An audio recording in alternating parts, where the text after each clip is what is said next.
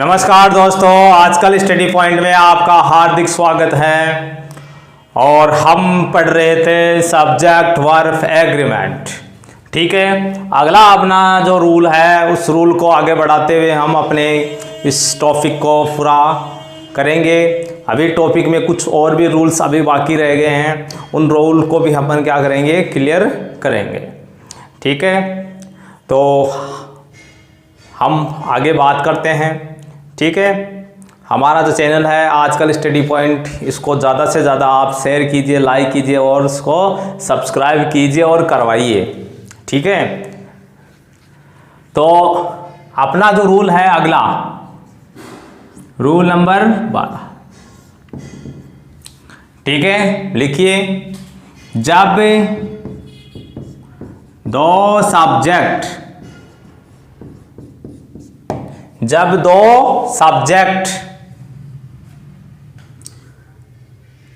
as well as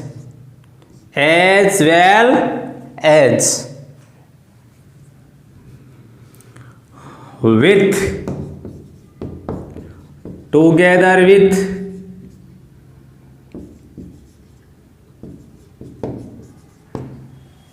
along with,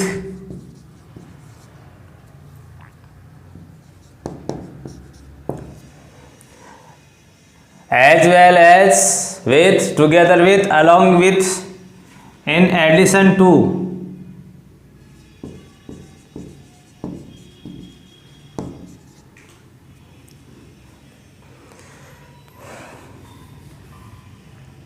से जुड़े हो तो वर्ब इनके पहले आने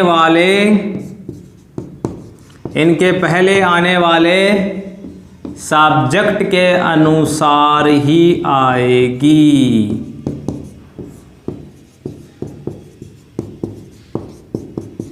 से ही आएगी। जब दो subject as well as, with, together with, along with, in addition to से जुड़े हो तो वर्ब इनके पहले आने वाले सब्जेक्ट के अनुसार ही आएगी। यह है हमारा अगला रूल। आप लिखना चाहते हो लिख सकते हो, स्क्रीनशॉट लेना चाहते हो स्क्रीनशॉट ले सकते हो।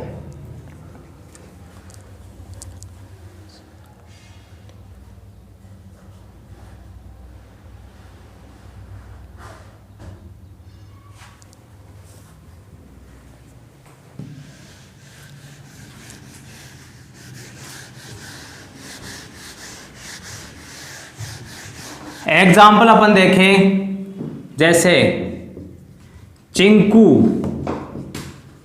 As well as his friends, Chinku as well as his friends going to Shimla. ठीक है, अब देखो बात ये है, आपको ध्यान रखना है, ये एज वेल एज के पहले जो आ रहा जो अपना सब्जेक्ट है, ठीक है, एज वेल एज के पहले जो आ रहा है इसके लिए नहीं आएगा। आप यदि यहां इसको देखकर यहां वर्ब लगाओगे तो गलत हो जाए। इससे पहले आने वाले सब्जेक्ट के अनुसार ही क्या आएगी, वही क्रिया आएगी। Chinku as well as his friend is going to Shimla. ठीक है, तो कहने की बात यह है कि जब कोई दो subject as well as, with, together with, ठीक है, बिसाइड्स भी लिखा है उसमें लिख लेना, बिसाइड्स, along with से जुड़े हो। किससे जुड़े हो, तो इनके पहले आने वाले सब्जेक्ट के अनुसार ही क्या आएगी, वही क्रिया आएगी। ये है हमारा रूल नंबर 12। आप लिखना चाहते हो लिख सकते हो कि जब दो subject as well as with, together with, besides, along with से जुड़े हुए हो तो उनके पहले आने वाले सब्जेक्ट के अनुसार ही क्या आएगी भाई, यहाँ क्रिया आएगी। यदि यहाँ सिंगुलर है तो सिंगुलर वर्ब आएगी, यदि प्लूरल है तो प्लूरल वर्ब आएगी। आप इसका स्क्रीनशॉट लेना चाहते हो ले सकते हो, या इसको लिखना चाहते हो लिख सकते हो।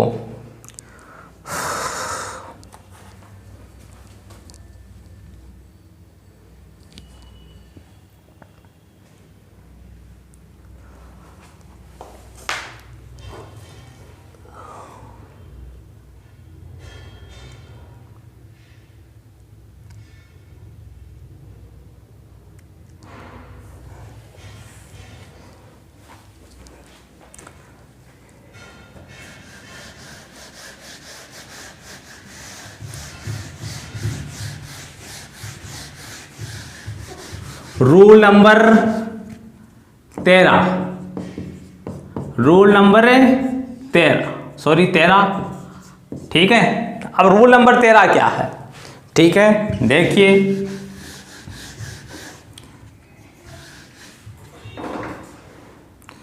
द नंबर ऑफ, ठीक है, एक है ए नंबर ऑफ, बहुत ही अच्छा, दोनों रूल अच्छे हैं। इससे पहले वाला भी मोस्ट इंपॉर्टेंट रूल है, और ये भी क्या है, बहुत बार इनमें से क्या आता है भाई, एग्जाम में क्वेश्चन पूछा जाता है।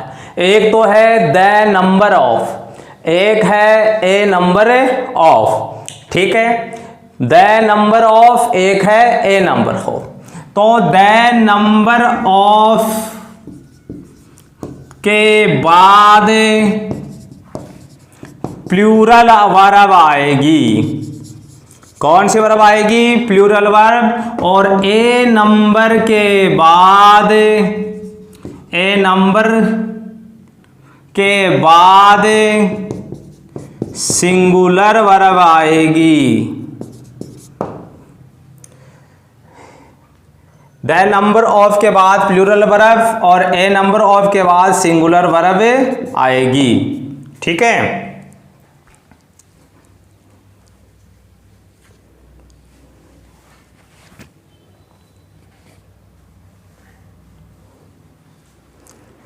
द नंबर ऑफ के बाद प्लूरल वर्ब और ए नंबर ऑफ के बाद singular verb.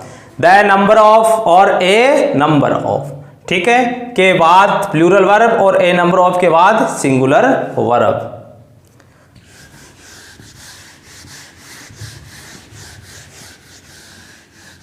The number of और ए नंबर ऑफ, सॉरी थोड़ी सी दिक्कत हो गई भाई, इसको करेक्शन कीजिए एक बार थोड़ा सा, ठीक है।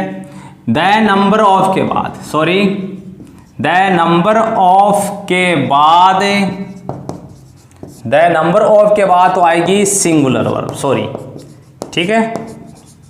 और ए नंबर ऑफ के बाद, ए नंबर ऑफ के बाद प्लूरल वर्ब आएगी, ठीक है।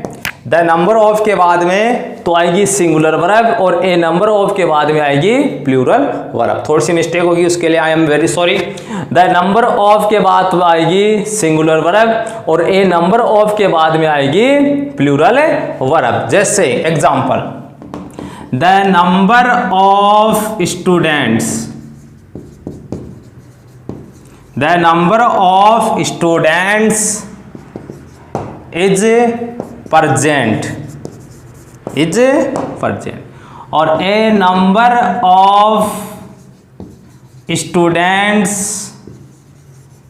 Are, a number of students are present, ठीक है। तो अब देखो ए नंबर ऑफ के बाद में नाउन प्लूरल है, लेकिन ए नंबर ऑफ के लिए तो वर्ब आएगी प्लूरल और द नंबर ऑफ के बाद में वर्ब आएगी सिंगुलर।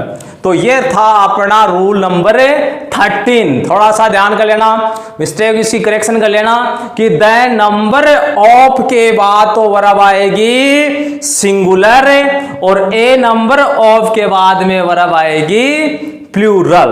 ठीक है, इट इज 2 रूल हो गए। पहला रूल 12 रूल कि जब दो subject as well as with together with along with beside से जुड़े हुए हो तो वर्ब इनके पहले आने वाले सब्जेक्ट के अनुसार आएगी। और रूल नंबर 13 है कि द नंबर ऑफ के बाद वर्ब जो आएगी वो सिंगुलर आएगी और इसके बाद में जो वर्ब आएगी वो कैसी आएगी, प्लूरल आएगी। ये है हमारे रूल नंबर 13। तो आज अपन 2 ही रूल पढ़ेंगे, a number of and the number of और रूल नंबर 12 एंड 13। ठीक है, धन्यवाद।